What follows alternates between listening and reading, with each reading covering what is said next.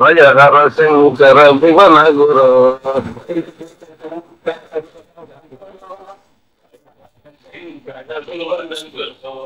జయ జయ శంకర లోక గురు భవహర శంకర భువన గురు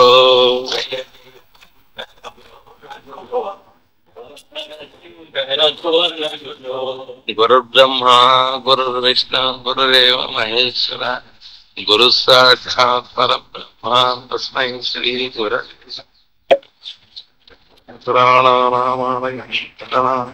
నమామి భగవత్పాద శంకరం లోక శంకరం శంకరాచార్యం కేశవం సూత్రభాష్య కృతౌ వందే భగవంతో పునః పునః.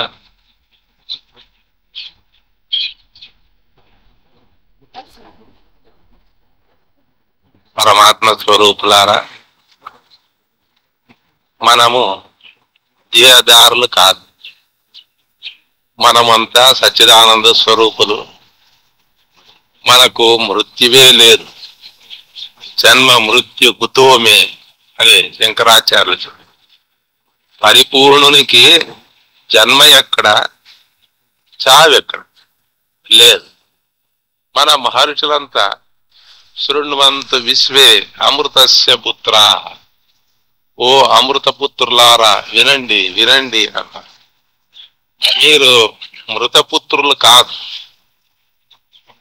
మీరు చచ్చేవారు కాదు, మీరు శాశ్వత స్వరూపం. మేము చనిపోతాము అని అనుకొని ఉండవచ్చు. మేము పాపాత్ములం, మనకు మలినం ఉంటా ఉంది, మనము దేహదారులు, మనము పాపిష్టులు అని ఇట్లంతా మనము భావించుకోకూడదు. మనమంతా సర్వేశ్వరులము, ఈ చరాచర విశ్వానికంతా అధిపతులం మనం.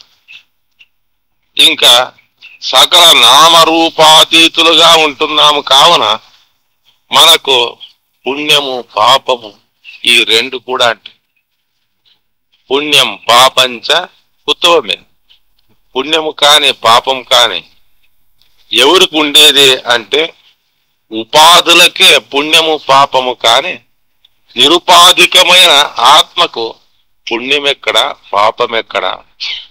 కావున మీరు కర్మాతీతులు, పుణ్య పాప కర్మాతీతులుగా ఉన్నారు. అయితే అజ్ఞానము చేత మేమంతా పుట్టినాము, మాకు వయస్సు ఇంత అయింది, ఇంకా ఇన్ని సంవత్సరాల్లో మనము చనిపోతామో ఏమో, ఇంకొక గడియలో కూడా చనిపోవచ్చును. జాతకంలో చూస్తే నా ఆయుస్సు 60 ఏండ్లు అని ఉంటా ఉంది. కానీ మధ్యలోనే ఏమైనా అకస్మాత్తుగా అపాయం సంభవించా 60 ఏండ్లు ఉండేవాడు 40కే పోవచ్చు. ఈ రీతిగా మనకు చావు పుట్టుకలు అన్నటువంటివి ఉన్నాయి. కావున మనమంతా అలుపులు, దేహదారులు అని ఇట్లంతా మనము అనుకున్నది సరికాదు అని మన మహర్షులు, మీరంతా అమృతపుత్రులప్ప, మీకు చావు ఎక్కడుంది? చావు అనేది శరీరానికే కాని ఆత్మకి ఎక్కడుంది? సచ్చిదానంద స్వరూపమైన మీ స్వరూపము అమృత స్వరూపము. ఆ స్వరూపాన్ని మీరు గుర్తించలేదు, అందుకే మీకు భవబంధాలు తగులుకొని ఉంటున్నాయి. ఇప్పుడు మీరు ఈ మానవ జన్మలోన చాలా జాగ్రత్త పడాలా. ఎవరే కానీ తాత్సారం చేయరాదు. ఇది మనకు ఒక పెద్ద లాటరీ తగిలినట్లయి, 1,00,000 రూపాయలదో 5 లక్షల రూపాయలు లాటరీ తగులుతుంది. బుద్ధిమంతుడైతే దాన్ని సద్వినియోగం చేస్తాడు ఆ డబ్బా.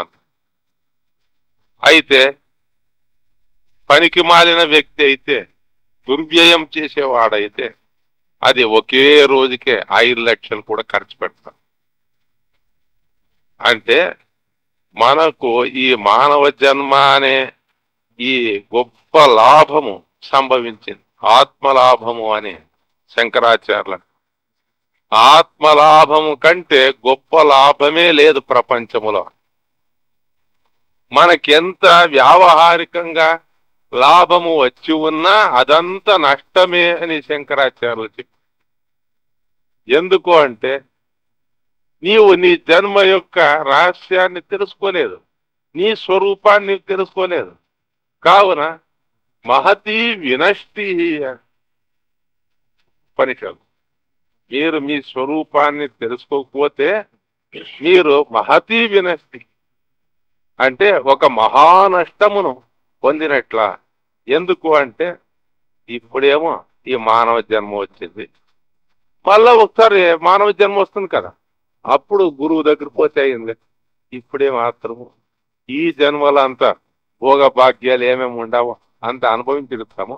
ఇంకా వచ్చే జన్మ ఉంది కదా, అదే ఆ మానవ జన్మలో అప్పుడు ధనులైతే కావచ్చును అంటే శాస్త్రం ఏమంటుంది, ఒక మానవ జన్మ తప్పిందా 84 లక్షల గర్భగోళాల్లో మళ్ళా తిరగాల.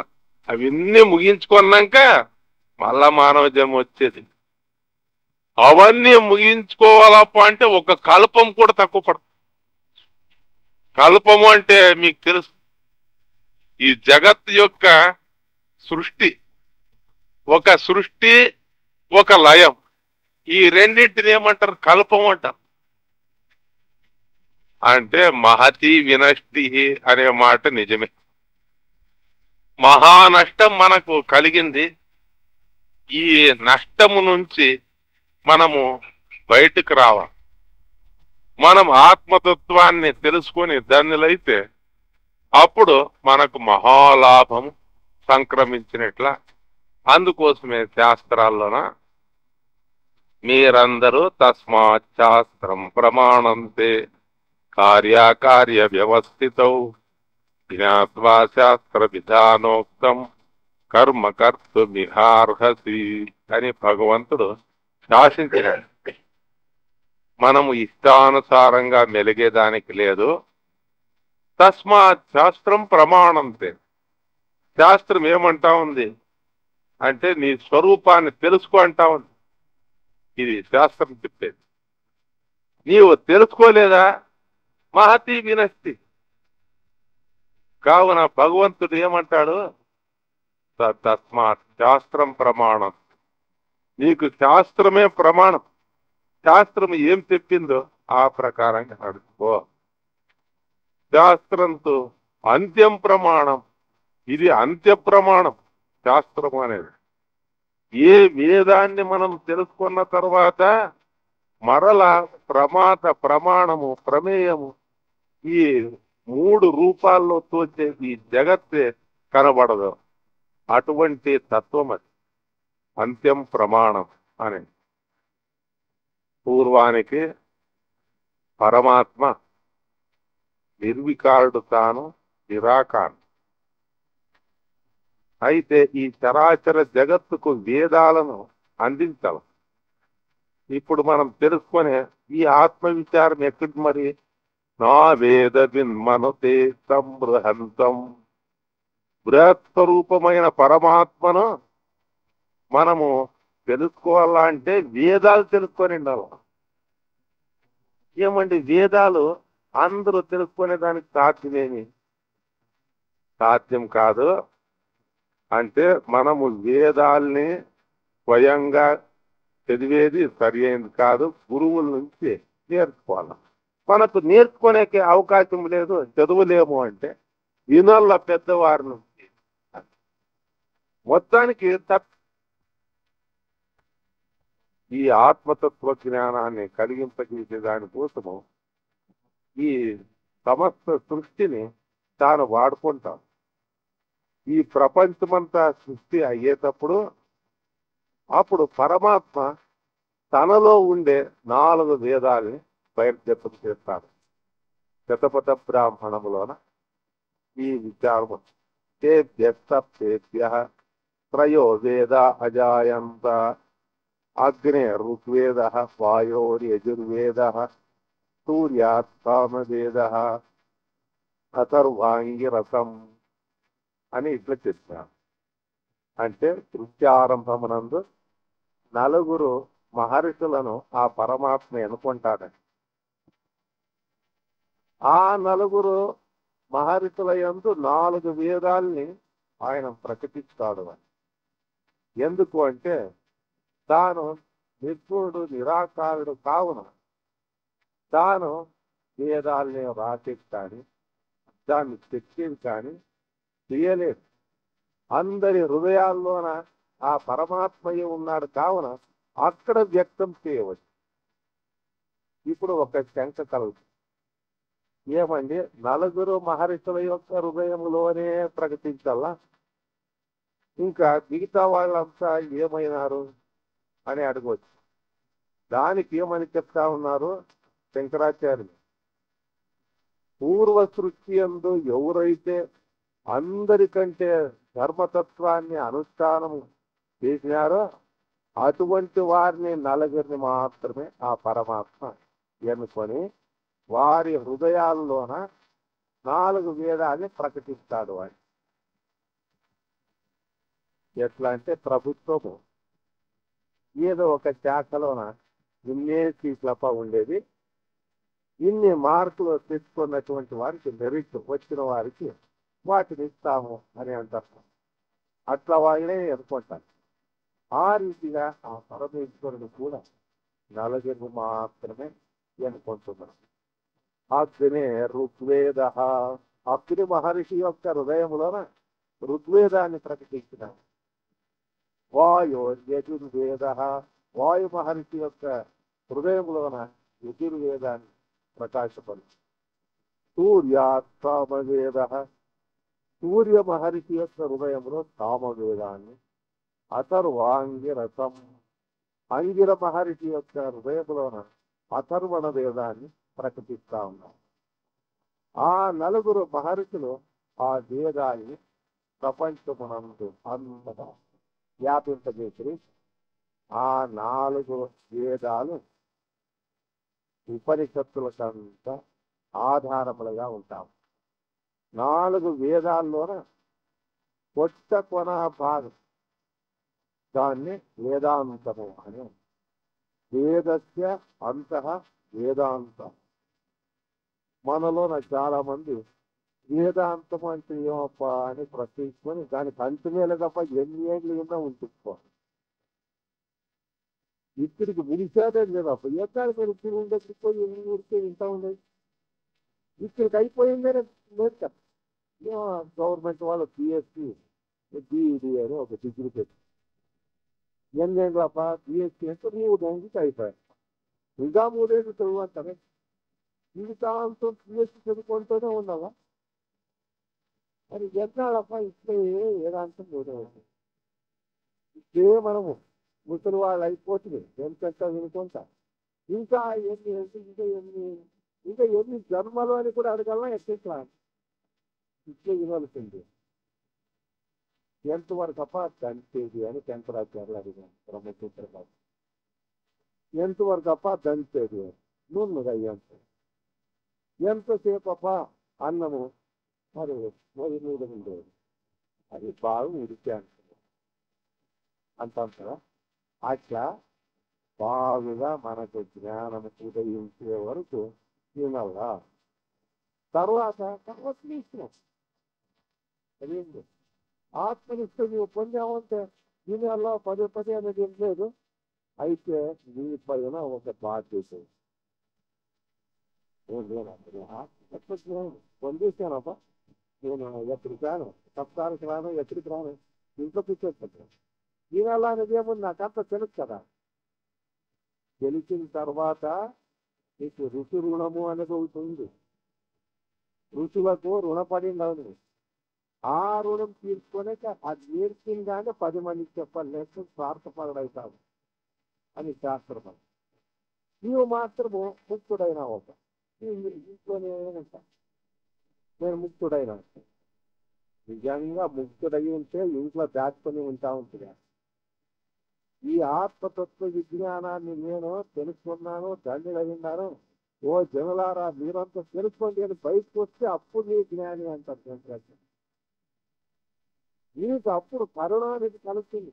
వివేకుల నీవు నిజంగా ఆత్మజ్ఞాని అయినావా, నేను కరుణ ఉతుకలు.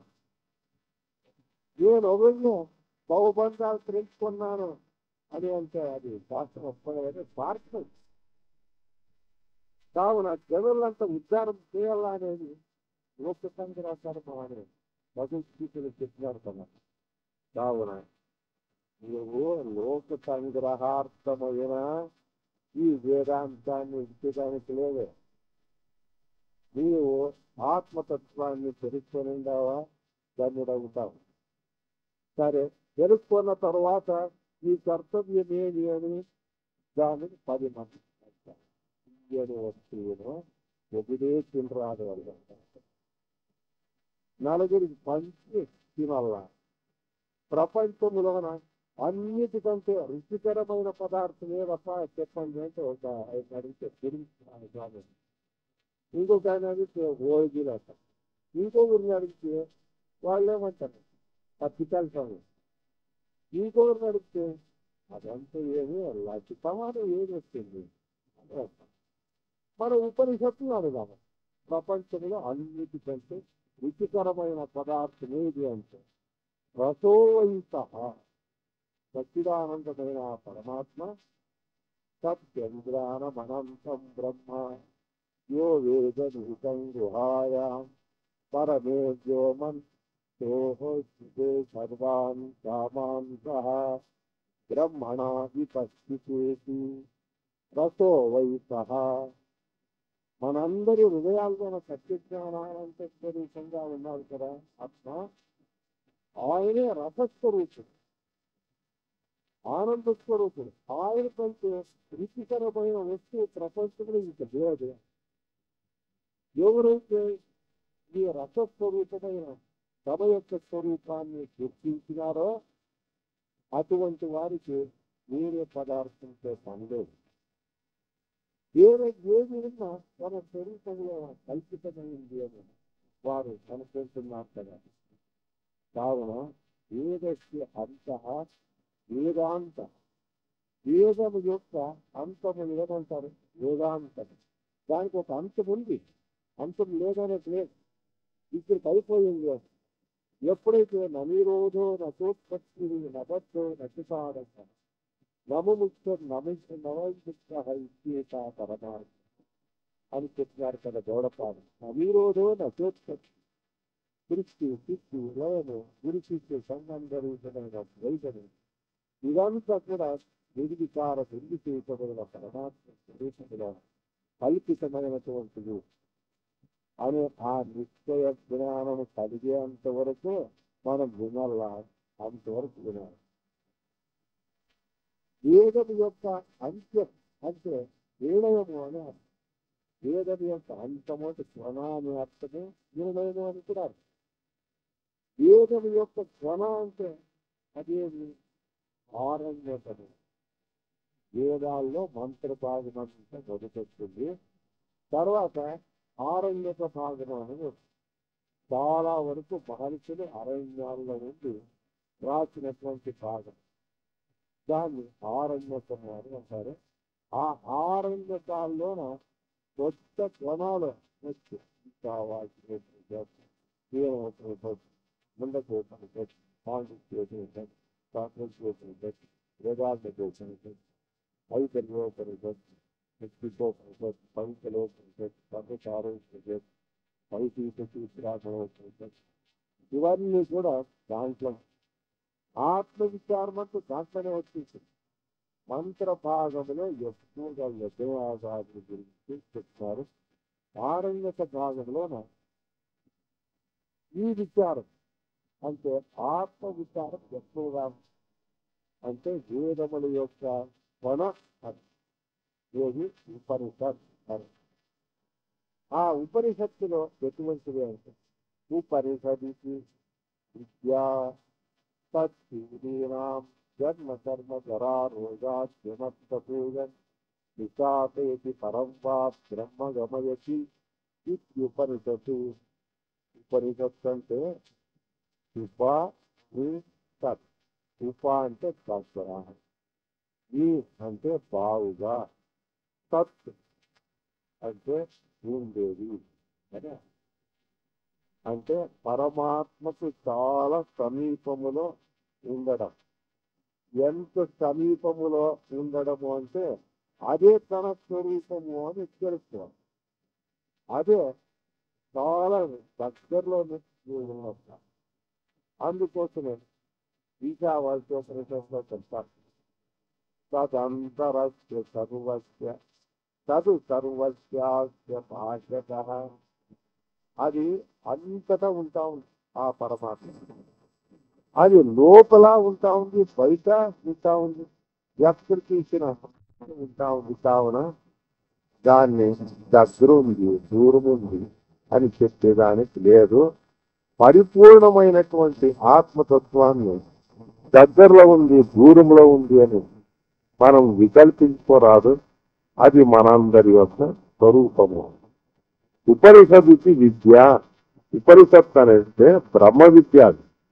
తత్లీన జన్మ కర్మ జరారోగా జనసోగం నిశాతయతి. వీళ్ళు ఎవరైతే సరిగ్గా తెలుసుకున్నారో వారి యొక్క జన్మ కర్మాదులన్నీ కూడా నశిస్తా ఉన్నాయి. వారికి ఆత్మతత్వ జ్ఞానం కలుగుతా ఉంది.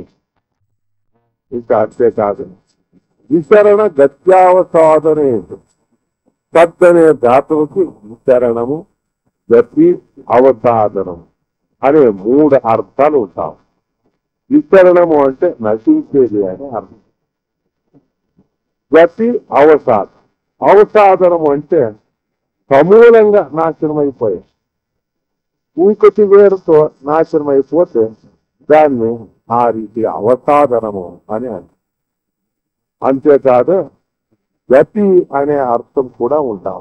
గతి అంటే జ్ఞానము అనే అర్థం. అవిద్యాది సంసార కారణం అత్యంతం అవసాదయతి. అవిద్య మున్నగు సంసార కారణములను సమూలంగా నాశనము చేయనటువంటిది. ఇమాం బ్రహ్మ విద్యాముపయంతి ఆత్మభావేన శ్రద్ధాభక్తి పురస్సరాత్తంతః. ఎవరైతే ఆత్మభావం చేత ఈ ఆత్మస్వరూప సంబంధమైన ఉపనిషత్తును తెలుసుకుంటున్నారో తస్య గర్భ జన్మ జరా రోగాద్యనప్తపూగన్ నిషాదయతి. విచరణం అటువంటి వారికి మరలా జన్మ కర్మాదులు అన్నటువంటివి ఉండవు.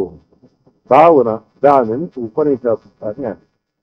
ఇంకా అంతేకాదు, ఉపనిషత్తుకి బ్రహ్మ విద్య అనే పేరు ఉంటాం. బ్రహ్మ విద్య అంటే అది అంతకంటే ఇంకొక విద్య లేదు అని అర్థం. బ్రహ్మ విద్య మనం కానీ ఎప్పుడన్నా మాట్లాడుతూ ఉంటామో మధ్యాహ్నం, ఏమండి ఇదంతా నీకు రాసి తెలుసురా అని అడుగుతాం. అదేం బ్రహ్మ విద్య పోవాయా అని అప్పుడు. కానీ బ్రహ్మ విద్య కోసం పాటుపడలేదు. వ్యవహారంలేమో ఆ మాట అంటూ ఉండరు. ఏం బ్రహ్మ విద్యనేప్ప అని అంటారు మాట. బ్రహ్మ విద్య కంటే గొప్ప విద్య లేదని వాళ్ళు ఒప్పుకున్నట్లే కదా. కానీ బ్రహ్మ విద్య కొనుక్కోవడానికి సిద్ధంగా లేదు. మనకు తెలుసు బ్రహ్మ విద్య చాలా గొప్పదప్ప. బ్రహ్మ విద్య తెలుసుకున్న తర్వాత ఇంక వేరే విద్యలతో పని లేదు. ఎందుకంటే గొప్ప గొప్ప మహర్షులంతా పూర్వానికి ఆ రీతిగానే గ్రహించినారు. నారద మహర్షి యొక్క విచారం తెలిసినట్టు. నారద మహర్షి ఎన్ని శాస్త్రాలు ఉన్నాయో అన్ని చదివేసి ఒక్కటి విడుపులు సకల శాస్త్రాలు, వేదాలు, పురాణాలు, ఆగమాలు అన్ని తిరిగినారు. మరి ఎన్నో లోకాలు తిరిగినారు. జ్యోతి శాస్త్రం కూడా రాశారు ఆయన. కొన్ని శాస్త్రాలు కూడా రాశారు. భక్తి శాస్త్రం రాశారు. నారద మహర్షి యొక్క భక్తి సూత్రాలు అని మీరు పోయి చదివింటారు. భక్తి పైన ఎంతో చెప్పినారా, కర్మ విచారము చెప్పినారా. అంతేకాదు 33 మంది దేవతలు ఉండాలి. ఆ దేవతలంతా తెలుసుకోండి. వారి యొక్క కళలన్నీ 33 కోట్ల దేవతలు. ఆ 33 కోట్ల దేవతలు కూడా చూశారు. హరిహర బ్రహ్మాదులను కూడా చూశాడు ఆయన. శాస్త్రాలు చదువుకున్నాడు, హరిహర బ్రహ్మాదుల్ని చూసినాడు. ఇంకా చనిపోయే వారిని బ్రతికించగలం, చనిపోయినటువంటి వారిని బతికించినట్లు కూడా ఉంది. చిత్రకేతు ఉపాఖ్యానంలో మీరు చూస్తారు కదా, ఏడుస్తూ కూర్చొని పుత్రశోకంలో ఉంటే మంత్రిస్తాడు, మంత్రిస్తూ దిగ్గున లేచి కూర్చుంటాడు, అర్థం పెట్టి చనిపోయాడు. అట్లా శక్తి సామర్థ్యాలు ఉండే నారద మహర్షి. ఈ దినం ఎవరుకుండా చనిపోయిన వారు బతికించే వాళ్ళు ఎవరు ఉండరు. చనిపోయే వారిని బతికించే శక్తి సామర్థ్యాలు కూడా ఆ నారద మహర్షి పుణ్యప. ఇంకా దానికంటే ఇంకేం మరి అంత గొప్ప సామర్థ్యము ఉన్నప్పటికీ ఒక దినం ఏడుస్తూ కూర్చుంది. ఏమో ఆరాటం హృదయంలోని ఆరాటం, అతృప్తి, ఏమో పెద్దగా పోగొట్టుకున్నట్ల ఆలోచనలో పడ. ఎందుకు ఈ ఆరాటం నాకు ఇంతకాలం ఉండదు కదా. హరిహర బ్రహ్మాదులంతా చూసిండాను, ఎన్నో శాస్త్రాలు రాశాను, అయితే నాలో ఏం లోపం అని అట్లే ఆలోచనలో పడా. అప్పుడు తాను వేదాలు చదివేటప్పుడు మధ్యలో తరతి శ్లోక మాత్మదిస్తూ శ్లోకాన్ని దాచేది ఎట్లా అని వేదాలన్నీ జ్ఞాపకం చేస్తారు. కర్మ నుంచి లేదు, తర్వాత ఉపాసన నుంచి లేదు, నా కర్మణ నపజయాజనే నత్యాగే నైతే అమృతత్వమానసు అని ఇవన్నీ దృష్టిలో వచ్చాయి. సంతానం నుంచి మోసం లేదంటారు, కర్మ నుంచి లేదు, ఉపాసన నుంచి లేదు, నయోగేర నా సాంఖ్యేర నా కర్మణ నా విద్య అని ఇట్లంతా ఉంది. శంకరాచార్యులు కూడా చెప్పినారు కదా. తర్వాత నారద మహర్షి తాను నిశ్చయించుకొని ఎక్కడుంది ఈ లోపము, లోకము యజ్ఞ యాగాల నుంచి పోతుందా పోయలేదు, ఉపాసన నుంచి పోతుందా పోదు. ఎందుకంటే స్వర్గాదులకు పోవాలా, మళ్ళా వాపసు రావాల్సిందే, అంతే కదా. ఇక్కడ నుంచి మనం ఎక్కడికో పోతాం, ఎక్కడో బ్రహ్మగిరి కొండ అని ఇప్పుడు ఎక్కడన్నా ఉంది అనుకోండి, అక్కడికి పోవాలా, దేవుని దర్శించుకొని రావాలా. ఇంట్లో కూడాలు ఏమంత తయారు చేసుకొని పొద్దున్నే పోయి కొండెక్తాము. అక్కడ ఇట్లా చెట్లు ఉంటాయి, చెట్టు నీడలో కూర్చొని ఉంటాము. అక్కడంతా మరి కొంతసేపు అంతా మాట్లాడుకుంటాము, తింటాము, ఆడే ఉంటామా కొండపైన. ఆకలి అవుతుంది అప్పుడే, ఇంటికి పోదాం అప్పుడు ఇంకేం అయిపోయి తీసుకుందాం, మళ్ళా వాపసు రావాల్సిందో. కావున పుణ్య క్షీణే మర్త్యలోకం వితంతి అని భగవంతుడు చెప్పలేడు. యజ్ఞ ఆగాది కర్మల్ని తీసి పుణ్యం ఆర్జించుకొని స్వర్గానికి పోయినా నేను ఇప్పుడే ఉంటాను అంటే ఇంద్రుడు ద్రౌపదానికి నేను పోయలేదంటాను. ఎందుకంటే విజయ సుఖాలు మరిగిపోయింది. నేను పోను అంట. అప్పుడు వజ్రాయుధం తీసుకొని కొట్టినప్పుడు వాడు తల కింద వచ్చి ఆకాశంలో పడి, ఆకాశంలో వాయువులో పడి, వాయువు నుంచి అగ్నిలో, అగ్ని నుంచి ఇంకా జలములోన అంటే వానంలోన వచ్చి, దాంట్లో భూమిలో వచ్చి, ఆ భూమిలో ఉండే ఆ చెట్లలో పోయి చేస్తాను. దేంట్లో బియ్యము గోధుమలు వాటి దాంట్లో చేరుతాం. దాన్ని మనం తింటే వాడుకుంటా ఉన్నాం. వాళ్ళకి చేస్తాం, మళ్ళా పుట్టేది మనం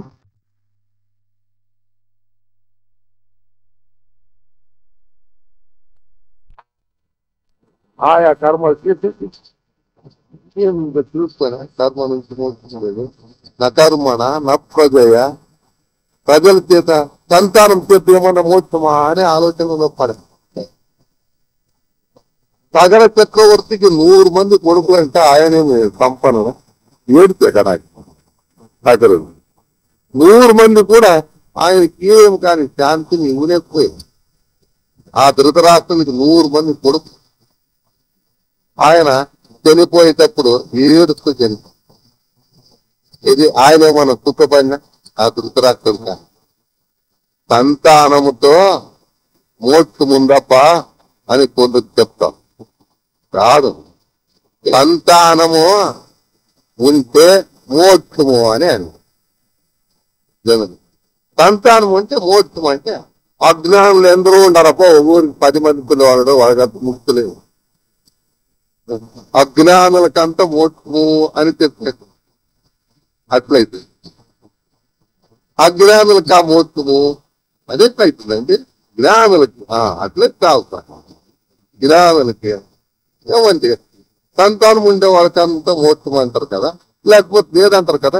శంకరాచార్యులకి ఎంతమంది పిల్లలు, మధ్వాచార్యులకి ఎంతమంది వచ్చారు, రామానుజాచార్యులకి ఎంతమంది, రాజేంద్ర స్వామికి ఎంతమంది, మరి వాళ్ళకంత మరి సంతానం ఉండే లేదు.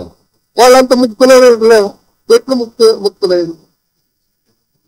అపుత్రస్య గతిర్నాస్తి తత్వ నైవచ్చ నైవచ్చ. పుత్రులు లేని వాడికి స్వర్గం లేదంట. మోక్షం ఉందేని శాస్త్రం ఒప్పుతున్నట్లే కదా. స్వర్గం ఒకటి లేదని అన్నారు అంతే. అనిత్యమైన స్వర్గం చూస్తే ఏం చేస్తాం? అక్కర్లేదు కదా. కావున నారదుడు ఆలోచించేది నాకు ఎప్పుడు పిల్లలు లేరు అని లెక్కేస్తానే తాను. ఆయనకి కొడుకులు ఉంటారు నారదుడికి లేదు.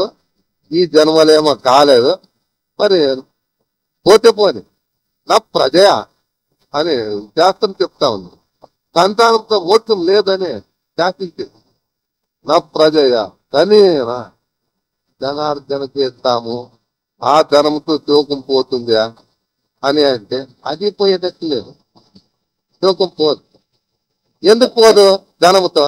ధనము దండుగా ఉండేవాళ్ళు మనం చూస్తాము కాబట్టి మనం కొంచెం పోయి అడగండి, ఏమండి మీరు సుఖంగా ఉంటారు, మీకు 50 లక్షల ఆస్తి ఉందంట కదా, సుఖంగా ఉంటారు కదా. ఎక్కడ సుఖం అంటే చక్కెరకాయలు నాకు అదే అంతే. ఏం చెప్పాలి? మీరు అందరినీ అడిగి రాకండి. ప్రపంచంలో ఒక్కొక్కరు ఒకటి చెప్తా.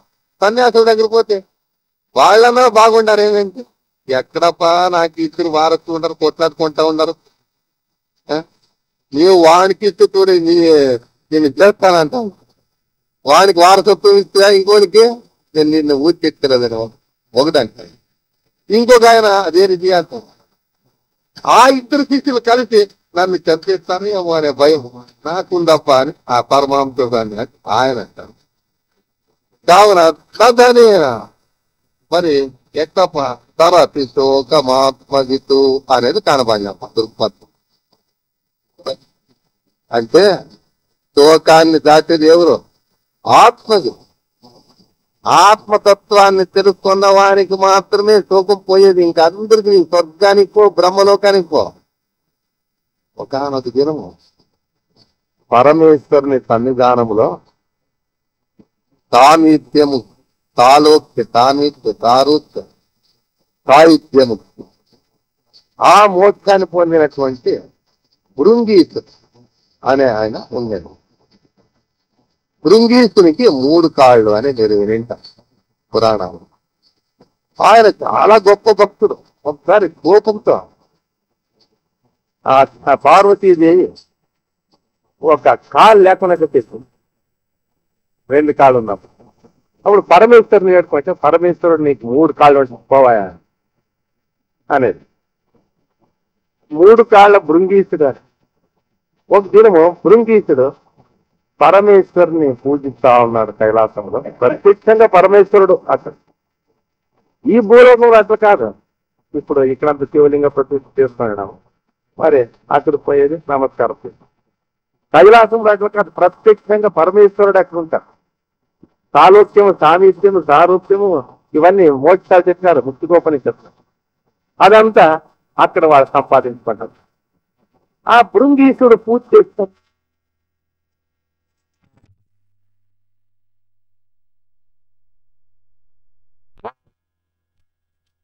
ఎట్లున్నాడప్ప అంటే ఏమో పోగొట్టుకున్నట్లు. అప్పుడు పరమేశ్వరుడు అతని ముఖం చూసి, భృంగీశ, ఈ దినం ఎందుకు నీ యొక్క ముఖము కళావిహీనంగా ఉంది? దినము ఎంతో ఆనందంగా నన్ను పూజిస్తా ఉంటివి, ఈ దినము హృదయపూర్వకంగా పూజించడం లేదు కదప్ప, ఏమి కారణము అంటే, అదే స్వామి నాకు తెలియకుండా ఉంది. నిన్న మొన్నటి నుంచి నాకు ఆరాటం ఎక్కువైపోయింది.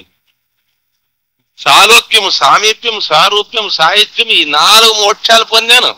నీ అనుగ్రహంతో ఇంకా నాకు ఎందుకు ఆరాటం పోలేదు అంటే అప్పుడు పరమేశ్వరుడు చెప్తాడంట, చూడప్పా నీవేమో 4 మోక్షాలు తెలుసుకొనినావు, కానీ 5వది ఉంది, జీవన్ముక్తి, సత్యోముక్తి, అది నీకు లేదు. ఇంతవరకు సత్యోముక్తిని నీవు పొందలేదు, కావున ఎన్నో యుగాల నుంచి నా లోకములో ఉన్నప్పటికి కూడా నీకు ప్రయోజనం లేకపోయింది అని అప్పుడు బ్రహ్మ విద్యను ఉపదేశిస్తాడండి. ఎవరు? పరమేశ్వరుడు, ఆ భృంగీశుని. అప్పుడు అతనికి ఆరాటం అంతా తొలగిపోయింది అని యోగ వాసిష్టములో ఒకానొక గట్టుకుంది. అది ఆ విధంగా ఉంది. అంటే మనము ఆత్మస్వరూపాన్ని తెలుసుకోవాలంటే మనం ముఖ్యంగా గురువుల దగ్గర పోవాలి. స గురుమేవాభిగచ్చే అని శాస్త్రం చెప్తాం. అంటే పరీక్షలోకాన్ కర్మచితాన్ బ్రాహ్మణో నిర్వేదమాయా నాస్త్యకృత కృతేన తద్విజ్ఞానార్థం సగురుమేవాభిగచ్చేత్ సమిత్పాణి శ్రోత్రియం బ్రహ్మనిష్టం. పరీక్ష లోకాన్ కర్మచితాన్, ఈ అన్ని లోకాలు కర్మ నిర్మితములైనటువంటివి, అనిత్యాలు. బ్రాహ్మణో నిర్వేదమాయా, వైరాగ్యం సంపాదించుకోవాలా. నాస్త్యకృత కృతేన అంటే ఆత్మ కర్మాతీతమైంది, కావున అది కర్మకు లభించేది కాదు. నాస్త్యకృత కృతేన తద్విజ్ఞానార్థం సగురుమేవాభిగచ్చు. శ్రోత్రియం బ్రహ్మనిష్టం, శ్రోత్రియ బ్రహ్మనిష్ఠుడైనటువంటి గురువునే ఆశ్రయించాలా, ఇంకా ఎవరిని ఆశ్రయించరాదు అని ఈ రీతిగా ఉపనిషత్తులు చెప్తా ఉంటాయి కదా. తద్విద్య ప్రణిపాతేన పరిప్రశ్నేన సేవయా ఉపదేశ్యంతి జ్ఞానం ధ్యానినస్తత్వదర్శిన. కావున నారదుడు మళ్ళా ఒక గురువుని సంపాదించుకోవాల్సి వచ్చాడు. ఎంత కష్టమై చూడండి. తరది శోకమాత్మవిది అంటే ఆత్మను తెలుసుకున్న వానికి శోకం లేదు. ఇప్పుడు ఇంతకు ముందు ఆయనకి ఎందరో గురువులు ఉండ్రి, ఏం తక్కువయిండే? దండిగా గురువులు ఉండ్రి. కైలాసానికి పోయి అటువంటి పరమేశ్వరుని చూశాడు, బ్రహ్మలోకంలో బ్రహ్మదేవుడిని చూశాడు, ఇంకా విష్ణులోకంలో విష్ణుదేవుణ్ణి చూశాడు, 33 కోట్ల దేవతలంతా చూసినాడు. ఇంతమందిని చూసినప్పటికీ ఆయనకు ఆరాటం పోలేదు. సగురుమేవాభిగచ్చే అనేది ఉంది కదా, అది చూసుకొని ఇప్పుడు ఏం చేయాలా? గురువు దగ్గరికి పోవాలా. అప్పుడు సనత్ కుమారుని దగ్గరికి పోవాలి. సనత్ కుమారునికి అప్పుడు వయస్సు ఎంత అంటే 10 ఏళ్ళు. ఇతనికి ఎంత? నారదునికి. ఇతనికి అప్పటికి 60 ఏళ్ళు. ఈయన ముసలివాడు, ఆయన పిల్లవాడు. అదే చెప్తారు. ఒక చిత్రం కైలాసంలో జరిగిందండి. చిత్రం వటతరోర్మూలే వృద్ధా శిష్య గురుర్యువ గురువస్తు మౌనం వ్యాఖ్యానం శిష్యాస్తు చిన్న సంశయా అని గురు గీతలు చెప్తారు. కైలాసంలో ఒక విచిత్రము జరిగింది. ఆ విచిత్రం ఏమి? అక్కడ ఒకానొక గొప్ప వటవృక్షం ఉందట కైలాసం. చిత్రం వటతోరు మూలే, దాని మూలములో వృద్ధా శిష్య గురుర్యువ. అక్కడుండే గురువు ఎవరు అంటే పిల్లోడు గురువు. వృద్ధా శిష్య, శిష్యులంతా ముసలివాళ్ళ. మరి ఏం చెప్తా ఉన్నాడు వాళ్ళకంతా అంటే, వాళ్ళకంతా వేద వ్యాఖ్యానం చేయాలి కదా. ఏం చేస్తా ఉన్నాడు అంటే మౌనంగా ఉన్నాడు. అదే వ్యాఖ్యానం, మౌనం వ్యాఖ్యానం. అది అంటే మౌన వ్యాఖ్యానం అంటే స్వస్వరూపంలో నిలబడిపోయేది, తన స్వరూపంలో తాను నిలిచి ఉండేది. అట్లా సనత్ కుమారుని దగ్గరికి పోయినాడు. సనత్ కుమారుని దగ్గరికి పోయి అక్కడ బ్రహ్మ విద్యను నేర్చుకునేట. అంటే అంతకాలమైన అతడు ఆత్మజ్ఞానాన్ని సంపాదించుకొని ఉండలేదు. మనమే మేలప్పికు. వాళ్ళు వృద్ధులైనప్పటికీ వాళ్ళకి ఆత్మజ్ఞానం కలగలేదు కదా. మరి మనకు ఈ ఆత్మజ్ఞానము గురువుల నుంచి లభించింది అని మనము ఆనందపడవలసింది. ఈ ఆత్మతత్వ విచారాన్ని చూడండి, ఆ దినము తెలుసుకోవాలంటే ఆ నారద మహర్షి ఎంత కష్టపడినాడు అంటే, సగుణమైన సాకారమైనటువంటి దేవతల్ని యజ్ఞయాగాదుల వల్ల, ఉపాసనల వల్ల ఏవేవో మనం చేస్తే మనకు ఆత్మతత్వం లభ్యం కాదు అని నారద మహర్షి చాటి చెప్పినట్లాగే కదా. స్వస్వరూపములో నిలిచేంత వరకు మనము పునరపి జననం పునరపి మరణం అనే దాన్ని పొందుతూ ఉండవలసిందే కదా. అది అటువంటి. ఇప్పుడు ఆత్మతత్వాన్ని గురించి శాస్త్రాల్లోన ఎట్లా చెప్పినారు అనేది తెలుసు.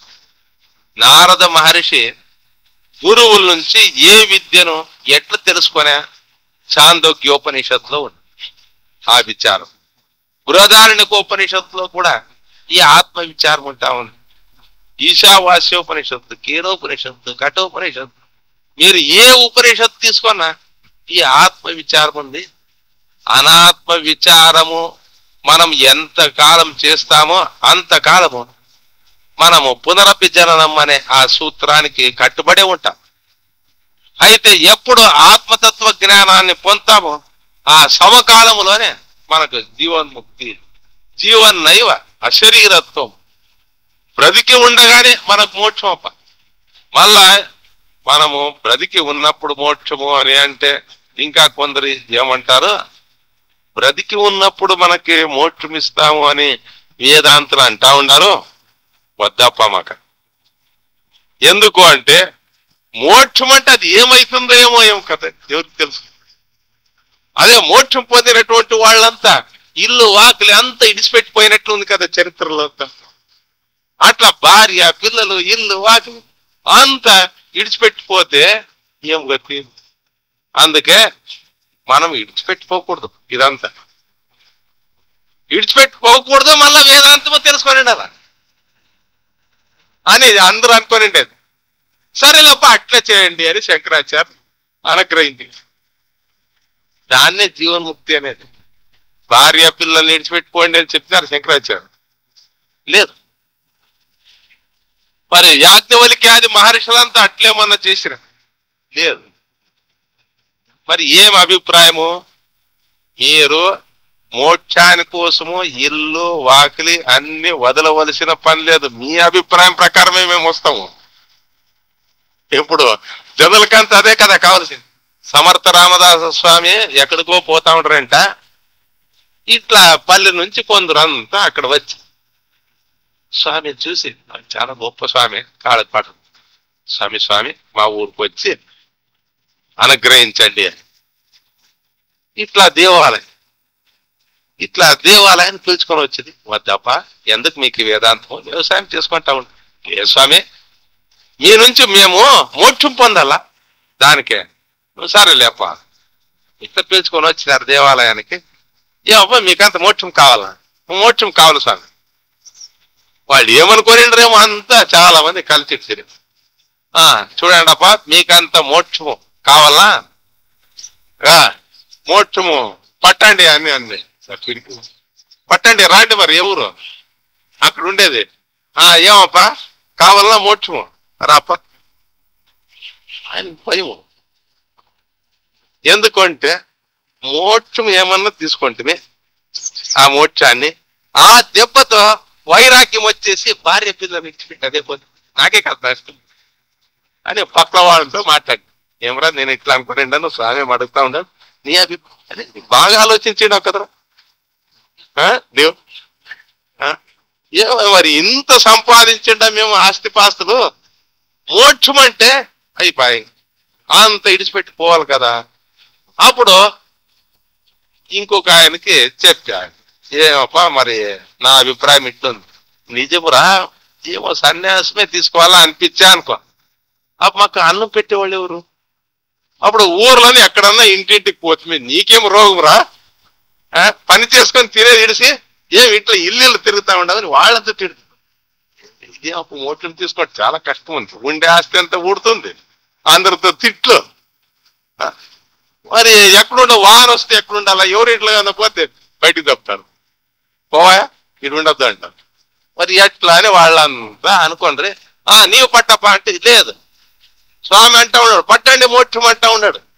ఏముందో దాంట్లో చేతులు ఏముంది వాడికి అనుమానం. అప్పుడు వాళ్ళ నుండి ఒక ఆయన లేచి, స్వామి నమస్కారం అని, ఏమప్పా మోక్షం కావాలన్నా? వద్దు స్వామి, మోక్షం అంటే ఏమో అనుకునేండా మేము, మోక్షం అంటే ఏమి అని. దేవుని దగ్గరికి పోవాలప్ప, పోయినాక వాపస్ వస్తామా లేదా స్వామి అని అడిగాడు. పోయినాక అయిపోయినప్ప, ఇంకేముంది, యద్గత్వా అనివర్తంతే భూయ, పోయిన తర్వాత మళ్ళా వచ్చేకి లేదు. అట్లయితే వద్దు స్వామి, నీ మోక్షానికి ఒక నమస్కారము అని. చూడప్ప ఇంత కష్టము ఇది అని చెప్పినట్టు సమర్థ రామదాసు స్వామి. శంకరాచార్యులు ఇదంతా గమనించింది. అందరికీ ఇష్టం లేనటువంటి దాన్ని మనం ఎందుకు చెప్పాలి? అందరికి ఏది ఇష్టం లేదో అది కష్టము. అందుకోసమే వాళ్ళేం చెప్పాడు శ్రీ శంకరాచార్యులు. చూడప్పా, శంకరాచార్యులు ఏమో చెప్పి మనమంతా ఇంటా ఉండాము అని ఇట్లంతా అనుకోవద్దండి. నేను సన్యాసి, అందరినీ సన్యాసం చేస్తాడు ఈ సన్యాసి అని అనుకొని ఉండొచ్చును. మీరు ఇట్లంతా అనుకోవద్దండి. మన వేదాంతం ఎటువంటిది అంటే, మీరు ఏ ఆశ్రమంలో అయినా ఉండండి, గృహస్థాశ్రమం, వానప్రస్థాశ్రమం, సన్యాసాశ్రమం, మరి బ్రహ్మచర్య ఆశ్రమం, ఏ ఆశ్రమంలో అయినా ఉండండి, ఎంత నాస్తి ఉండి మీకు పర్వాలేదు, భార్య పిల్లలు ఉండి, నగలు నట్ర అవన్నీ వేదాంతానికి అడ్డం వచ్చేలా తప్ప అని శంకరాచార్య. ఇవన్నీ వేదాంతానికి అడ్డం రావు. మనకు దేవునికి అడ్డము అవిద్య, అహంకారం, అధ్యాస అంట. దాన్ని మేము పోగొడతాము అంతే. దాన్ని పోగొట్టిన తర్వాత మళ్ళా మీరు ఇల్లు వాకిలి వదిలి పెట్టవలసిన పని లేదు. జీవన్నైవ అశరీరత్వం, బ్రతికి ఉండగానే మీరు అశరీర స్వరూపులు అవుతారు. ఎట్లుండే వాళ్ళు అట్లే ఉంటారు, మీరేమో మీకే నష్టం కూడా లేదు. గృహస్థుడు గృహస్థుడే, బ్రహ్మచారి బ్రహ్మచారిగా, ధనికుడు ధనికుడుగానే, మీ ఆస్తి పాస్తులకేమి ఏ టోకా లేదు. కావున మీరు ఈ ఆధ్యాత్మిక సంబంధమైన నిర్వికార నిర్విశేషమైనటువంటి వేదాంతాన్ని ఇక్కడే తెలుసుకొని ఇప్పుడే మోక్షం అవుతాం. మోక్షం పొందేదానికోసము చావలసిన పని కూడా లేదు. ఇంకా కొందరు ఏమంటారు, చూడప్ప మోక్షం పొందాలంటే ఇప్పుడు కాదు, బతికినన్నాళ్ళు ఏదో దేవుని పూజ చేసుకుంటా ఉండాలా, చనిపోయినాక నీకు మోక్షము అని అంటారు.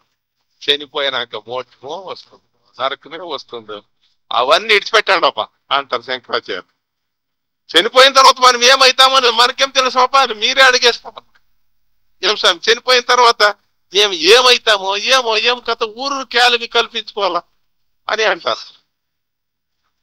కావున శంకరాచార్యులు జనులకంతా ఏం చెప్పిరి, మీరు ఏమి కాని నష్టం పొందవలసిన పని లేదప్ప, మీరు ఈ శరీరంతోనే మీరు మోక్షం పొందవచ్చు.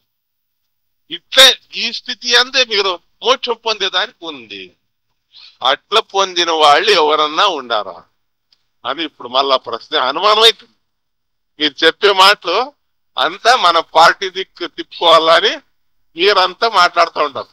ఎలక్షన్లకు వచ్చింటారు కదా, ఆయా పార్టీలు వాడు వస్తారు, జనులంతా ఈ ఊరినంతా ఒక పార్టీగా మార్చేస్తారు, తన వాగ్బలంతో మార్చి అదే పైడి. తర్వాత ఇంకొక గుంపు వస్తుంది, ఇంకొక పార్టీ, వాళ్ళు మీకు ఒక్కొక్కరికి ఒక్కొక్క ఇంద్రభవనం కట్టిస్తామంట. వాళ్ళు ఎన్నో వాగ్దానాలు చేసిస్తారు, ఇంకా వారి మాటలకు లొంగి మరి ఒక పార్టీలో చేరుకుంటారు. ఇట్లా ఏమన్నా శంకరాచార్యులు వారు జనులంతా తన తట్టు తిప్పుకోవాలా అనే ఉద్దేశం చేత ఇట్లేదో కొత్తదేమో ఒక సిద్ధాంతాన్ని తెచ్చినాడు అని ఇట్లా జనులు అనుకోవచ్చు. ఇట్లా ఎవరన్నా ఇంకా బతికి ఉన్నప్పుడే మోక్షం పొందినట్లు ఆధారాలు ఉంటే చెప్పండి అని. దానికి తద్దైతత్ పశ్యన్ ఋషిర్వామదేవ ప్రతిపేదేహం మనురభవం సూర్యశ్చేతి. వామదేవ మహర్షి అని ఉండే ఆయన బ్రతికి ఉన్నప్పుడే మోక్షాన్ని పొందా. ఇంకా ఏం స్వామి, సన్యాసము సర్వసంగ పరిత్యాగం చేసినటువంటి శుక మహర్షి అట్లా వాళ్ళకి కదా ఇది వేదాంతము అంటే చూడబ్బా. కర్మణ ఇవ ఈ సంసిద్ధి మాస్థిత జనకాదయ. చూడు ఏం చెప్తా ఉన్నాడు భగవంతుడు. కర్మణ ఇవ ఈ సంసిద్ధిం ఆస్థిత జనకాదయ. జనకాదులు, ఆదులు అంటే ఎవరెవరు? జనక చక్రవర్తి, శంకరాచార్యులు దాని జతకి అశ్వపతిని జరిపినాడు. అశ్వపతి ఎవరు? సావిత్రీదేవి యొక్క తండ్రి కథ అశ్వపతి. తర్వాత ఉపనిషత్తుల్లో వచ్చే రాజు ఎవరు? అజాత శత్రువు వస్తాడు. ఇట్లా గొప్ప గొప్ప రాజర్షులు కూడా ఉంటా ఉండారు. చూడు కర్మణైవహి, వాళ్ళంతా సంసారులేనప్పా, కర్మతో వారంతా సంసిద్ధి పొందలేదా, కావున వారంతా మోక్షం పొందిరు కదా. ఇంకా అనేక మంది మహర్షులంతా కూడా, యాజ్ఞవల్క్యాది మహర్షులందరూ కూడా ఎవరు? గృహస్థులే. వారంతా ముక్తులైనట్టు ఉంటా ఉంది కదా. అంతేకాదు కఠోపనిషత్తులోన యమధర్మరాజు నచికేతునికి ఏం చెప్తాడు? అత్ర బ్రహ్మ సమశ్నుతే. ఇక్కడే నీకు మోక్షమయ్యా. నేను చెప్పే ఈ వేదాంతాన్ని విన్నావు అంటే పరలోకంలో నీకు మోక్షమని కాదు, ఇప్పుడు వినేటప్పుడే నీకు మోక్షం. ఇంటికి పోయినా కూడా లేదు. ఇప్పుడు వింటూ ఉన్నప్పుడే అప్పుడే ఈ అవిద్య అనే ఆ తెర తెగిపోతుంది. అది వేదాంతం కాదని మీరు చూసి పక్కుపోవచ్చు. 106 మంది కూర్చొని వింటా ఉండారంటే ఇది వేదాంతం కాదరా అని దూరం నుంచే నిశ్చయం చేసుకోండి. దగ్గర పైన అదే ఉంటుంది. వాళ్ళు ఏదేదో ఉపాసన భక్తి ఇంకా మందాధికారులు ఇంకా పాపం దాంట్లో పడినారు. వాళ్ళు ఇంకా ఎన్నాళ్ళు ఇంకా అదే చేసుకుంటా ఉండేది. ఎన్నాళ్ళ వరకు అప్ప ఈ బొమ్మలు పెండ్లి చేసి, బొమ్మలు పెట్టుకొని పెండ్లి చేసి ఎవరు చేసేది? 5 ఏండ్ల పిల్లోడు, 6 ఏండ్లోడు, 7, 30 ఏండ్ల పిల్లోడు కూడా బొమ్మలు తెచ్చుకొని బొమ్మలు పెండ్లి చేసుకుంటాడే. వాడు చేసుకునే లేదు, నిజమైన పెండ్లి కావాలి. అప్పుడు వాళ్ళు ఏమంటారు? వీళ్ళంతా ఇంకా ఏం చెప్తా ఉంటారు? రాముడు, కృష్ణుడు బొమ్మల పెళ్లి, ఈ పెళ్లి చేసుకుంటా ఉంటారు వీళ్ళంతా. ఇంకా మనం అవన్నీ ముగించుకొని వచ్చినాం కదా. మనకి అప్పుడే పై నుంచి తెలుస్తుంది. అప్పుడే కనిపెట్టి వచ్చినప్పుడే అక్కడక్కడ మాటలు విని మనం అప్పుడే ఇక్కడ వేదాంతం లేదు. ఇది వజ్రాల అంగడి. మీరు బజారుకు పోండి, వజ్రాల అంగడిలో ఎంతమంది ఉంటారు? వజ్రాల అంగడిలో ఇద్దరు ఒక్కొక్కసారి ఉండలేదు. కాయగూరల అంగడిలో ఏమి బ్రహ్మాండంగా ఉంటారు.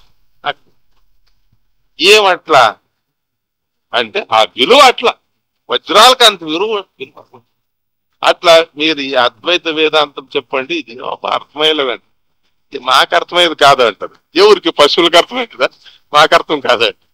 ఇంకా మాకు అర్థమయ్యలేదంటే మనం అంటే పశువులనే. పశువులకి ఇంకా మానవుడు కాదు అంటే పశువు అని తానే చెప్పుకున్నట్లయితుంది కదా. మనకు అర్థమయ్యలేదు తప్ప ఇది అని ఇట్లాంటి. కావున అద్వైత వేదాంతము అని ఊరికే కాదు, అద్వైత ఓది ఇద్దద్దు ఓయితు అని మా స్వామి చెప్తా ఉంటాం. కొందరు అపార్థం చేసుకుంటారు, సరిగ్గా తెలుసుకుందలేదు వేదాంతము అనుభవపూర్వకంగా.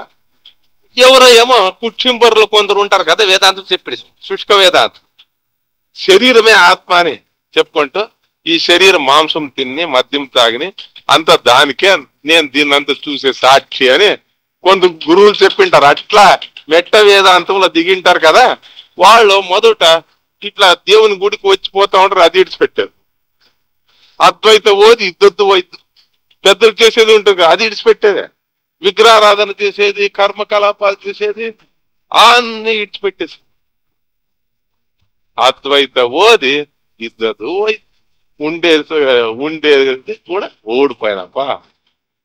లేదు కొంచెం ఉండే అంత కొంత ఆధ్యాత్మికము, అద్వైతం అని వాళ్ళు వీళ్ళు చెప్పగా వారి చందులంతా ఇటు చెట్టిపోతా ఉంటారు.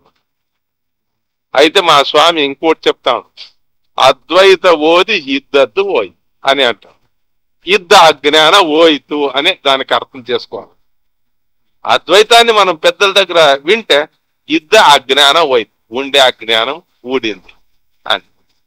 కావున ఆత్మతత్వ జ్ఞానాన్ని సంపాదించుకునే వాళ్ళు మంచి బుద్ధిమంతులుగా ఉండాల, వివేకవంతులుగా ఉండాలి. నాయమాత్మా ప్రవచనేన లభ్య న మేధయా న బహునా శ్రుతేన యమే వైష ఉరుడుతే తేన లభ్య తస్యైష ఆత్మా వివృణుతే శరీరకం స్వాం. ఏం చెప్తా ఉంటారు? నాయమాత్మ ప్రవచనేన లభ్య. నేను వేద పారాయణం బ్రహ్మాండంగా చేశానప్ప, వేదాలను అనర్గళంగా చెప్తాను, మరి నాకు ఆత్మ తెలుస్తుంది అని. లేదు, నీకు తెలిసేలేదు. వేదాలు చదివిన వానికే తెలిసేలేదంటే అది ఇంకా ఎటువంటి అద్భుతమైనటువంటి వస్తువు మీరు చెప్పేది అని ఆశ్చర్యం అవుతుంది.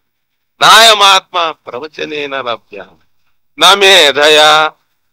నేను అష్టావధాని, నేను శతావధాని, నాకేమైనది గోచరం కావచ్చు కదా. కర్నూలుకి 1975లో పోయింది. అక్కడ వేదాంతం వినేదానికి చాలా పెద్ద పెద్ద పండితులే వస్తా ఉంటారు. ఇద్దరు అవధానులు కూడా వస్తూ ఉంటారు. ఒక ఆయన అష్టావధాని, ఒక ఆయన శతావధాని. వాళ్ళు కూడా వస్తూ ఉంటారు. వాళ్ళు అవధానానికి సంబంధించినటువంటి కొన్ని విషయాలు నా దగ్గర మాట్లాడుతూ ఉంటుంది. కొన్ని సమస్యలు సంస్కృతంలో ఉంటాయి కదా, ఆ సమస్యలకి వాళ్ళు పరిహారాలు చెప్పుకుంటా ఉంటారు. ఆ విషయం వచ్చి ఏమో ఇట్లా సమస్యకు పరిహారం ఇట్లా చెప్తాము, ఇట్లా సమస్యకి ఇట్లా అని అంతా చెప్పుకుంటూ వచ్చి, అట్లయితే నేను ఒకటి చెప్తాను అని, దానికి కూడా పరిహారం చెప్తారు కదా అని చెప్తాము అని. అపాణి పాదో జవనో గ్రహీత పశ్యత్య చక్షు శృణోత్యకర్ణ సవేత్తి వేద్యం నచ తస్యాస్తి వేత్త సమాహురగ్ర్యం పురుషం మహాంతం.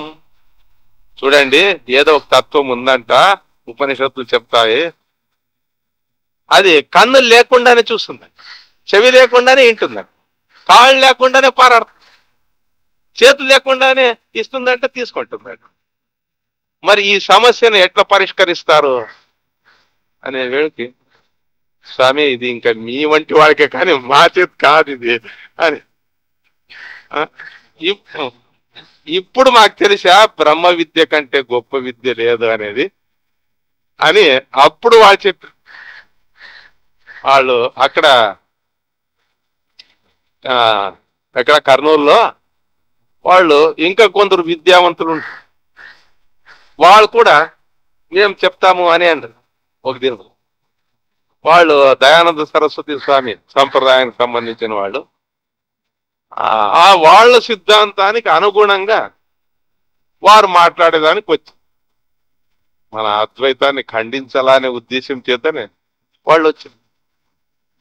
ఏమంటే ఇది అహం బ్రహ్మాస్మి అని ఉంది కదా మరి వేదాల్లోన, ఆ అహం బ్రహ్మాస్మి అనే దాన్ని తుడిచేస్తారా ఎట్లా మీరు అని. తుడిచేలేదు, దాన్ని కొంచెము సరిగ్గా అర్థం చేసుకోవాలా అని. అహం బ్రహ్మాస్మి, అహం అంటే నేను, బ్రహ్మ అంటే గొప్పవాడు అని అర్థం.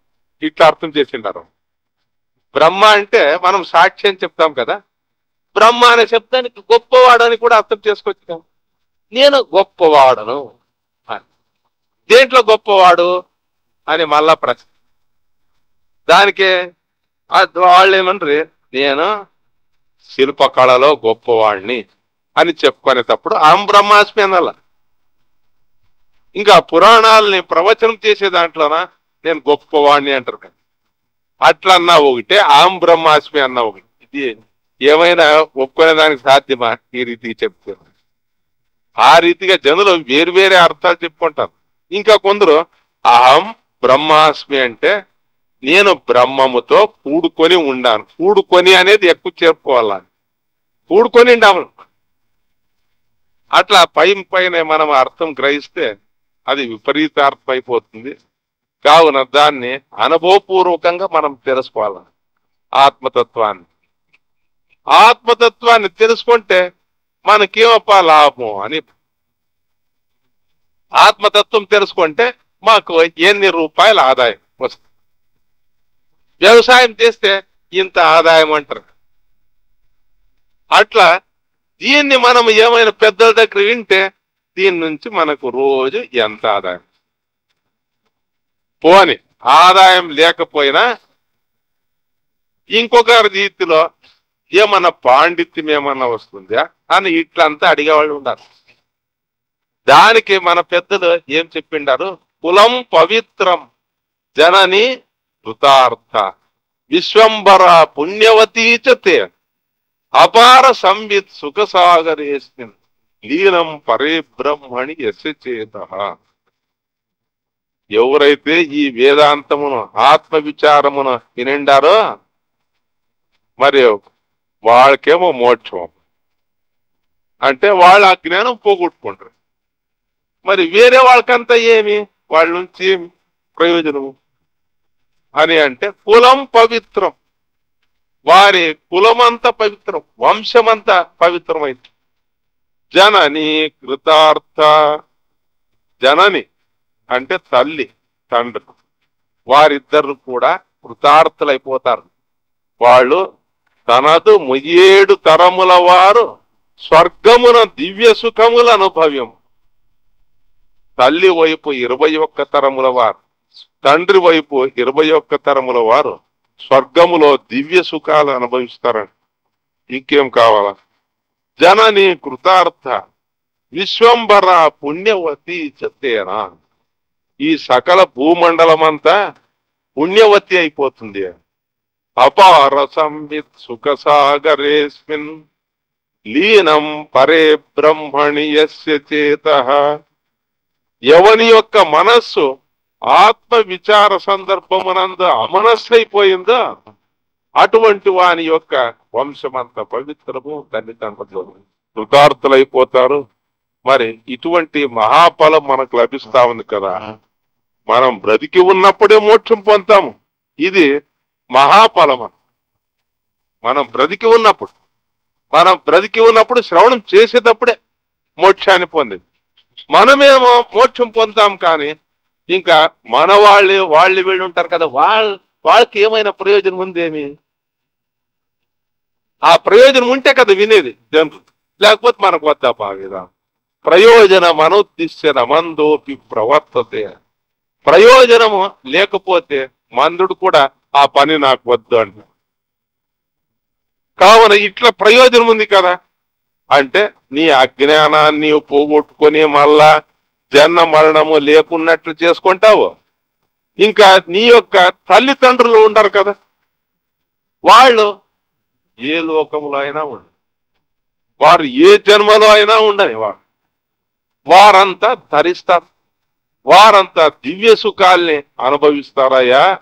అటువంటిది బ్రహ్మ విద్య. జనని కృతార్థ, సరే తాను తన యొక్క తల్లి తండ్రి వీళ్ళు మాత్రం తరించిరప్ప. ప్రపంచానికి ఏం ప్రయోజనం మీ వేదాంతంతో అని? ఈ ప్రపంచానికి ఏమన్నా ప్రయోజనం ఉంది? సేద్యం చేసేదానికి ఏమన్నా పనికొస్తుంది? ఇది ఏం రాదు కదా. ఇది ఇంకా జనులంతా ఉద్ధారం చేసేదానికి ఏమన్నా వస్తుందా? ఈ వేదాంతం తీసుకొని ఏం చేయాల? మరి ఎక్కడో మూలలోన ముక్కు మూసుకొని కూర్చుంటే ప్రపంచం ఉద్ధారం అయ్యేది ఎట్లాపా అని ఇట్లంతా అడిగేవాళ్ళు ఉండారు. దానికి విశ్వంబర పుణ్యవతి. ఈ ప్రపంచమంతా పుణ్యస్వరూపం అయిపోయాడు. ప్రపంచంలో ఉండే దుర్జనులంతా సజ్జనులు అయిపోతారండి. ఈ వేదాంతం వింటూ ఉంటే వినేవారికి అర్థం కాకపోయినా ఆ వేద వాక్కులు, బ్రహ్మబోధన వాక్కులు చెవులో పడినాయంటే ఆ వాక్కులు లోపల సూక్ష్మ శరీరము, ఆ సూక్ష్మ శరీరములో దిగి ఆ వాక్కులు అవి ఏం చేస్తా ఉన్నాయా? అక్కడుండే మలము, విక్షేపము, ఆవరణము, అశాంతి, రోషము, కామము, క్రోధము, లోభము అన్నిటినీ అవి నాశనం చేసి మమ్మల్ని వెలుగాచ్చింది. ఇట్లా చేసే పరికరం ప్రపంచంలో ఎక్కడైనా ఉందేమో? వేదాంతులు తమ యొక్క వేదాంతాన్ని సభల్లో బోధించేస్తే అనేక మంది క్రమశిక్షణ నేర్చుకుంటారు, ఎందరో బాగుపడతారు ఈ వేదాంతమును వినటం వల్ల. కావున తమ యొక్క శీలమును వారు చక్కగా పెట్టుకుంటారు కదా. దీనివల్ల జనుల యొక్క బుద్ధి వాళ్ళు మార్చేస్తారు. వేదాంతం అందరికీ కావలసిందేమి, అందరికి కావలసినటువంటిది ఏమి? సన్మతి. తపుకు సన్మతి దే భగవాన్ అని గాంధీ మహాత్ముడు కోరి పరమాత్మని ఆయన కోరిందేమి? అందరికి బ్రహ్మ విద్య చెప్పాన్ని. అందరికీ మరి జొన్నులు, రాగులు, బియ్యము మన దేశంలో ఉండే వాళ్ళకి అంత ఇవ్వండి అప్ప. 2 రూపాయల కేజీ బియ్యమి అని ఏమన్నా గాంధీ మహాత్ముడు ఎప్పుడన్నా అడిగింది? నేను ఎమ్మెల్యే కావాలా, నన్ను ఎమ్మెల్యేగా చేయప్ప, నన్ను ఇంకా ఎంపీగా లేకపోతే కనీసం ఒక వార్డు మెంబర్గా నచ్చి అని గాంధీ మహాత్ముడు అడిగిన భగవంతుడు. ఆయన అడిగిందేమి? సభకు సన్మతి భగవాన్. అందరికీ సన్మతి అప్ప, మంచి బుద్ధి ఇచ్చు. మంచి బుద్ధి ఇచ్చిస్తే అంత ఇచ్చినట్లప్ప. ఒక ఆయన వచ్చే స్వామి, నాకు పాలు, పెరుగు, వెన్న, మజ్జిగ, నెయ్యి అదంతా మీరు ఇవ్వండి అని వస్తా. అప్పుడు నేను ఇవ్వాలప్ప. ఎక్కిస్తాను? పాలు ఒకటి ఇచ్చిస్తాను. పాలు ఇచ్చిండారా నీవు ఆ పాలతో ఇవన్నీ సంపాదించుకోవచ్చు.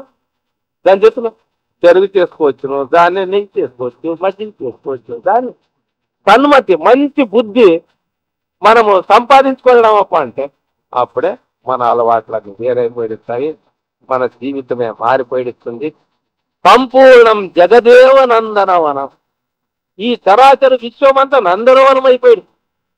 ఎవరు చేసేది ఈ పని? రాజకీయవేత్తలు కాదు, వేదాంతులు. ఈ ప్రపంచాన్నంతా వేదాంతులు ఏం చేస్తా ఉంటారు? దీన్ని సుభిక్షంగా చేస్తా ఉంటారు. సంపూర్ణం జగదేవ నందనం సర్వేపి కల్పద్రుమా. సమస్త వృక్షములన్నీ కల్పద్రుములైపోతాయి. గాంగం వారి సమస్త వారి నివాహ. సమస్త నదులంతా గంగా నదులైతాయి. ఆ రీతిగా శాస్త్రాల్లో అంతా కొనియాడినారు కదా. ఇటువంటి మహాఫలం ఉంటా ఉంది. జనులంతా బాగా తీర్చిదిద్దు, వాళ్ళంతా సరి అయినటువంటి పంథలో